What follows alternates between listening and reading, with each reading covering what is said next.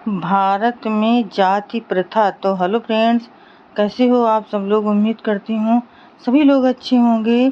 तो फ्रेंड्स, अब आप भली बात समझ सकते हैं कि मैं सजातीय विवाह को जाति प्रथा की जड़ क्यों मानता हूँ। मैं आपको पसोपेश में डालना नहीं चाहता, मैं इस पर प्रकाश डालता हूँ। यहाँ यह बताना असंगत न होगा कि आज दुनिया का कोई अन्य सभ्य देश ऐसा नहीं है जो आदिम मान्यताओं से लिपटा हो।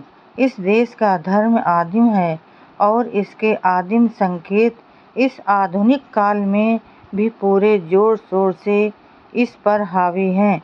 इस सिलसिले में मैं बहिर्गोत्र विवाह का उल्लेख करना चाहता हूँ। आदिम युग में बहिर्गोत्र विवाहों का प्रचलन सर्वविदित है। युग परिवर्तन के साथ साथ जो इस शब्द की सार्थकता की जाती है सार्थकता की जाती रही और रक्त के घनिष्ठतम रिश्ते को छोड़कर इस संबंध में विवाहों पर कोई प्रतिबंध ही नहीं रहा। लेकिन भारत में आज भी बहिर्गोत्र विवाह प्रथा ही प्रचलित है। भारतीय समाज में आज भी कबीला प्रथा मौजूद है। हालांकि कबीले नहीं रहे, विवाह पद्धति इसका प्रमाण है जो बहिर्गोत्र प्रथा पर आधारित है। यहाँ सपिंड विवाहों पर ही प्रतिबंध नहीं है, बल्कि सगोत्र विवाह भी अपवित्र माने जाते हैं। इसलिए हमको सबसे महत्वपूर्ण बात ये याद रखनी है कि सजातीय प्रथा भारत के लिए विदेशी प्रथा है। भारत में विभिन्न गोत्र हैं और ये बहिर्गोत्र विवाह से संबंधित हैं। ऐसे ही अन्य वर्ग भी हैं जो टोटम अर्थात देवों को मानते हैं। ये कहना कोई अतिशयोक्ति नहीं होगी कि भारत में बहिर्गोत्र विवाह एक विधान है और इसका उल्लंघन संभव नहीं। यहाँ तक कि जात भीतर विवाह प्रथा के बावजूद गोत्र बाहर विवाह पद्धति का कठोरता से पालन किया जाता है। गोत्र बाहर विवाह करने की प्रथा का उल्लंघन करने पर जात बाहर विवाह करने वालों की तुलना में कठोर दंड का विधान है। आप देख सकते हैं कि बहिर्गोत्र विवाह का नियम बना दिया जाए तो जात प्रथा का आधार ही मिट जाए, क्योंकि बहिर्गोत्र का अर्थ परस्पर विलय है, परंतु हमारे यहाँ जाति प्रथा है।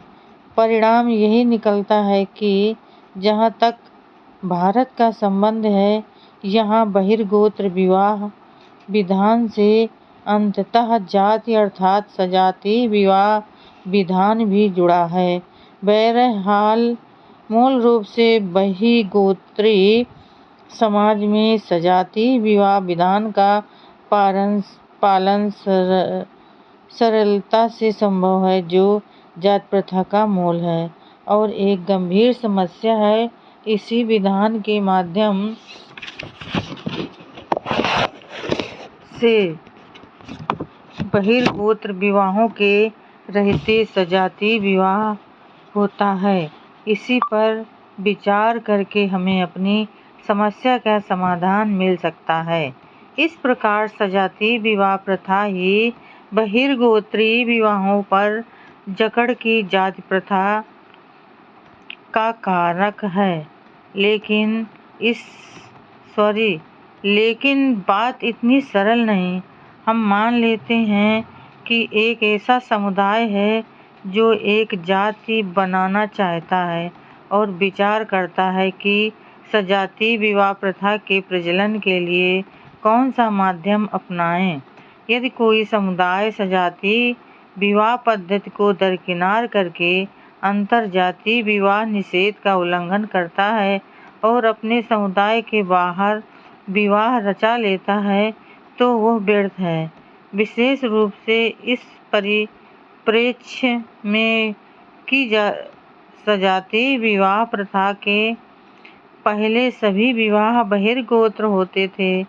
फिर सभी वर्गों में ये प्रकृति है कि वे सम्मिश्रण के पक्षधर हैं और वे एक सजातीय वर्ग में संगठित हो जाते हैं।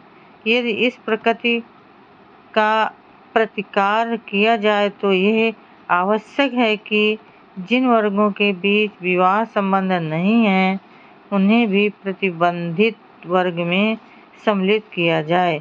इसके लिए आवश्यक है परिधि का बढ़ाया जाना। तो फ्रेंड्स, आज के लिए बस इतना ही। कल फिर मिलेंगे अगले नए वीडियो के साथ। तब तक के लिए फ्रेंड्स, जय भीम, नमो बुद्धाय।